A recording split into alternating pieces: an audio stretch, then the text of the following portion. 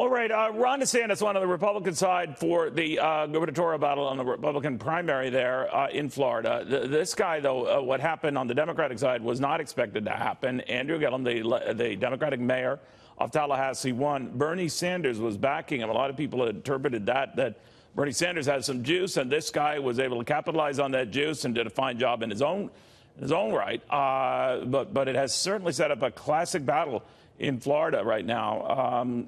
And one that's going to be closely watched pretty much across the country to the Wall Street Journal Editorial Board member, Kim Strassel.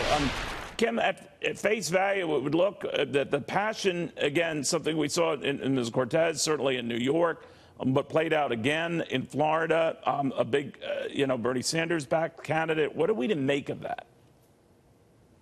You know, Neil, when I look out, I think the more notable aspect is just how little juice Bernie Sanders has actually exhibited this midterm cycle, despite all the headlines you see coming out of Florida. You know, he's been crisscrossing the country for about a year. He's been in Michigan and Kansas, Virginia and Iowa, endorsing candidates. They have all flamed out. So he's got a victory down here in Florida.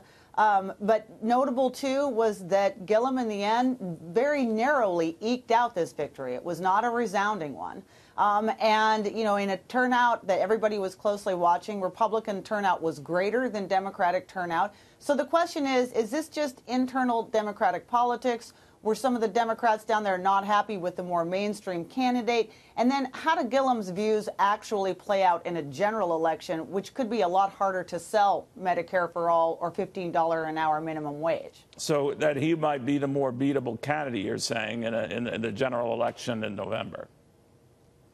Well, look at what happened by contrast in Arizona, where you also had a Democratic primary. Kyrsten Sinema posed very much as the centrist in the race. She was running against a woman who was also a self-proclaimed progressive. The centrist candidate, Ms. Sinema, won decisively. So, this is what you're seeing in Florida is not necessarily what you're seeing anywhere else or everywhere in the country. It seems to be an outlier.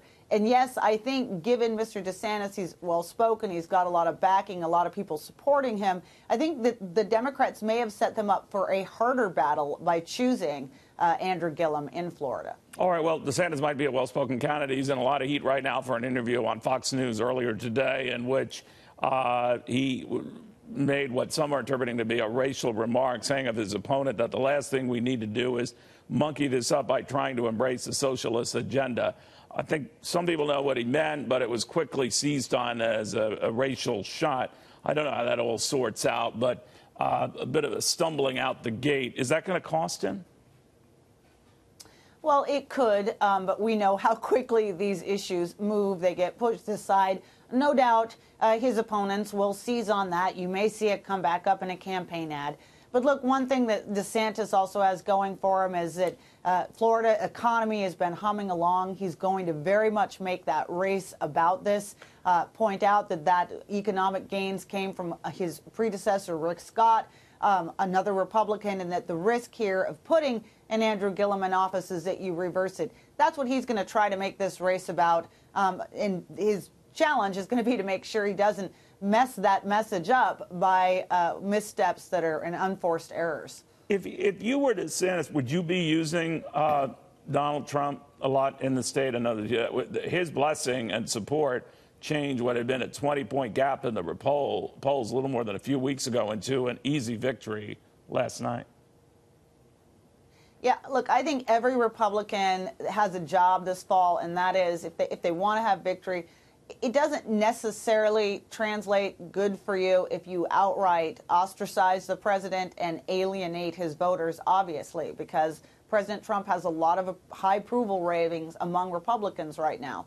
But what you need to be doing is to not only securing that base, making them happy, but then move on and see to the extent that you can court the moderates and independents that are often so crucial in these races. I think DeSantis is well placed to do something like that. He not only has Trump's backing, so that is secure. He hasn't done anything to upset the president, so he's not getting attacked. But he also has room to run and court those other voters. All right, Kim, great chatting again. Thank you. Thank you.